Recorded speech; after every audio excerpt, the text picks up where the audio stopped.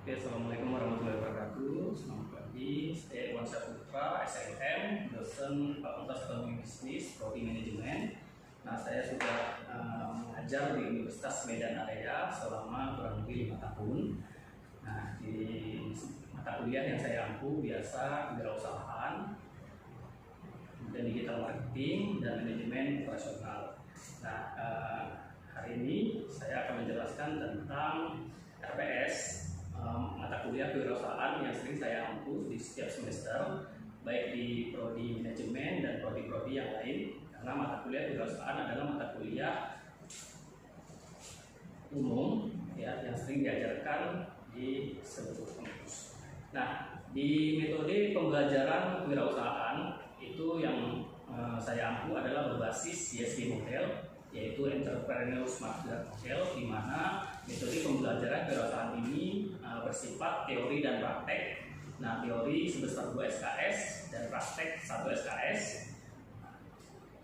Entrepreneur Smart Growth Model di sini ya sebagai panduan utama kami untuk mahasiswa mampu membuat cita-cita mulia sehingga menjadi penggerak dalam bisnis dan yang tidak sekedar untuk menghasilkan keuntungan pribadi.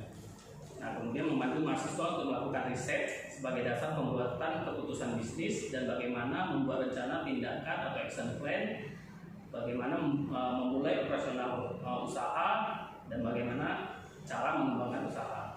Nah, jadi implementasi daripada mata kuliah kewirausahaan ini diharapkan mahasiswa itu mampu membuat action plan, perencanaan, sehingga dia menghasilkan produk yang hasilnya bisa dijual kembali secara offline maupun online. Nah, di situ juga kami akan membahas tentang legalitas usaha, di mana nanti ketika mahasiswa membuat produk, itu akan dosen akan mengajarkan bagaimana cara membuat legalitas usahanya. Nah, kemudian membuat digital platform bisnisnya juga. Nah, sementara metode pembelajaran yang diajarkan di kewirausahaan itu ada 3 langkah. Yang pertama, kita melakukan riset. Nah, di mana riset tersebut mahasiswa mencari kira-kira ide bisnis apa yang cocok dibuat produk sebagai unggulan yang lagi tren saat ini. Nah, kemudian riset itu juga mahasiswa saya ajarkan bagaimana cara menciptakan produk kemasan yang baik dan kompetitor-kompetitor yang lagi tren ya. Kemudian langkah kedua yaitu setelah mahasiswa itu membuat produk dan menciptakan produknya. Nah, saya mengajarkan bagaimana cara mahasiswa memulai usaha. Ya, memulai usaha, kemudian bagaimana mereka menentukan lokasi, bagaimana menentukan pasar, dan bagaimana mahasiswa tersebut bisa aktif mempromosikan produknya baik di sosial media ataupun secara word of mouth kepada calon pelanggan. Nah, kemudian setelah berhasil, mahasiswa kami ajarkan untuk bagaimana cara mengembangkan usaha. Nah, mengembangkan usaha di sini diekspansi, di mana kan mahasiswa akan tahu bagaimana caranya dan kapan waktunya mereka berekspansi. Nah, jadi itu sebagian dari rencana pembelajaran semester untuk mata kuliah kewirausahaan. Nah, yang dimana mahasiswa setelah selesai melakukan atau melaksanakan pembelajaran selama 16 kali pertemuan 1 semester di praktek kewirausahaan, itu mahasiswa bisa menciptakan produk dan yang siap jual dan siap dipasarkan. Oke, terima kasih. Assalamualaikum warahmatullahi wabarakatuh. Nah, hari ini kita mulai mata kuliah kewirausahaan kita ya, pertemuan 7. Nah, gimana? Masih semangat? Semangat. Kalau masih semangat, Bapak tes dulu. Kalau bilang selamat pagi, nah, jawabannya apa? Pagi gitu ya, 3 kali ya. Oke, coba dulu semangat. Selamat pagi. Ya, walaupun sudah agak siang ya, tapi kita tetap harus semangat pagi ya. Nah, di sini Bapak akan menjelaskan tentang persiapan operasional bisnis. Nah, yang sudah memulai bisnis siapa ini? Anda sudah pernah Bapak bisnis? Bisnis pernah. Bisnis apa? Makanan.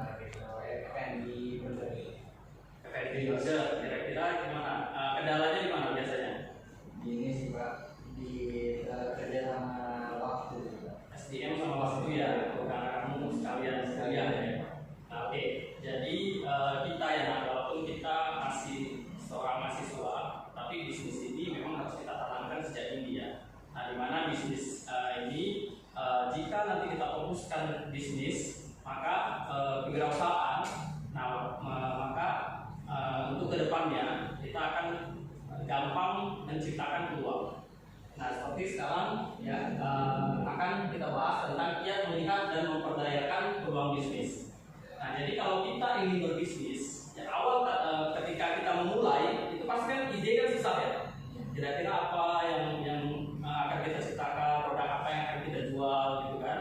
Nah, kira-kira bisnis apa gitu kan. Apalagi kalian masih mahasiswa gitu. Otomatis kalian akan bingung gitu gimana menciptakan peluang bisnisnya. Nah, jadi setelah kalian melakukan riset ya, riset gampang ya, apalagi sekarang ada AI yang bisa membantu kira-kira peluang bisnis apa yang bagus untuk di tahun 2026 ini. Jadi banyak.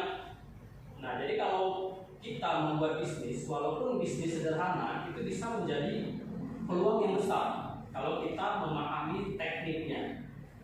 Nah, di sini akan Bapak ajarkan gimana dia melihat dan memperdayakan peluang bisnis tersebut. Nah, sebelum kita mulai, pasti kita akan melakukan persiapan ya terlebih dahulu ya. Kira-kira persiapannya apa saja ya. Nah, di sini ada 6 persiapan yang harus kamu buat ya.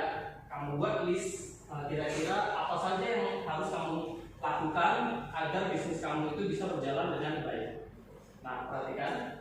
Nah, itu yang pertama, menumbuhkan jiwa wirausaha. Nah, kita sudah tahu kalau jiwa wirausaha itu sebenarnya sudah ada sejak lahir ya. Jadi sejarah itu sebenarnya kita ditumbuhkan jiwa wirausaha. Kenapa? Karena di zaman Rasulullah dulu kita ya semua mencari nafkah itu dengan berdagang atau berbisnis. Ya, jadi tinggal gimana kita caranya menyusun konsep agar bisnis kita itu bisa berjalan dengan baik. Nah, bagaimana Pak cara menentukan apakah kita punya jiwa wirausaha atau tidak? Nah, jadi misalkan si Elsa.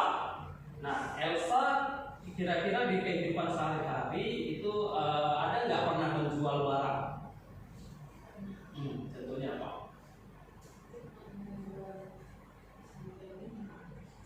Di rumah. Fokus dulu untuk Elsa. Nah, seperti itu sudah termasuk menumbuhkan jiwa wirausaha ya. Jadi kita niat berdagang itu kita ada. Contohnya kita punya barang bekas yang tidak terpakai. Nah, gimana caranya kita itu supaya barang itu laku gitu, nggak perlu kita buang gitu. Nah, sekarang kan banyak platform-platform pendukung seperti OLX ya kan, atau Shopee, Tokopedia. Mungkin barang yang sudah lama yang kita simpan daripada numpuk di gudang ataupun di kamar, kan nanti kita jual. Nah, kalau ada keinginan seperti itu berarti jiwa wirausaha itu sudah tumbuh di dalam hati kalian. Nah, bagaimana tingkatannya lagi? Baru kita menentukan ide bisnis. Nah, ide bisnis itu berasal dari niat kita ya, ibaratnya dari potensi kita. Nah, misalkan Nanda tadi potensinya adalah kuliner. Nah, jadi kelihatan tuh gimana caranya kita menunjukkan potensi, yaitu bagaimana ketika kita memulai usaha itu kita menikmati usaha tersebut. Nah, kita enjoy gitu, kita senang gitu. Oh, misalkan si Eca lah, dia hobi buat kue gitu kan, buat cake. Nah, mungkin dia bisa membuat ide bisnisnya itu membuat toko kue misalkan. Nah, jadi awalilah dengan yang kita minati. Nah, seperti itu. Nah, kemudian setelah kita tahu proses atau apa yang harus kita buat, kemudian kita masuk ke studi kelayakan. Nah, studi kelayakan inilah kita lakukan riset. Apakah produk kita itu bisa laku terjual atau tidak, seperti itu. Nah, kita lihat pangsa pasarnya, kita lihat kompetitornya, kemudian kita lihat kira-kira apa yang bisa dilakukan agar produk kita itu bisa laku. Nah, kemudian baru keberanian mengambil resiko. Nah, jadi resiko itu juga penting ya, sebagai seorang wirausaha kita mengambil resiko adalah salah satu poin yang paling penting ya. Kenapa? Karena menjadi seorang pengusaha itu harus benar-benar tanggung jawab. Nah, jadi ketika kita punya tanggung jawab, resiko apapun di depan mata kita ataupun usaha kita ke depan, itu kita bisa mengontrol. Nah, baru yang kelima itu bersedia memanage usaha. Nah, seperti kalian tadi Sinanda bahwasanya memulai usaha itu kendalanya pada SDM. Nah, memang secara tak langsung ya, kalau kita ingin meniti memulai usaha dari kecil atau dari nol, itu kita dulu yang fokus. Nah, kenapa? Karena kita yang lebih tahu, ya, kita yang lebih tahu berapa lama SDM-nya kita menentukan seperti apa, produknya seperti apa. Nah, kita yang tahu di sini. Nah, jadi kalau kita mempekerjakan seorang karyawan, itu belum tentu dia sepaham kita sendiri gitu. Makanya yang paling penting juga harus kita yang memiliki usaha. Kemudian yang keenam adalah yang terakhir yang memiliki kecerdasan finansial.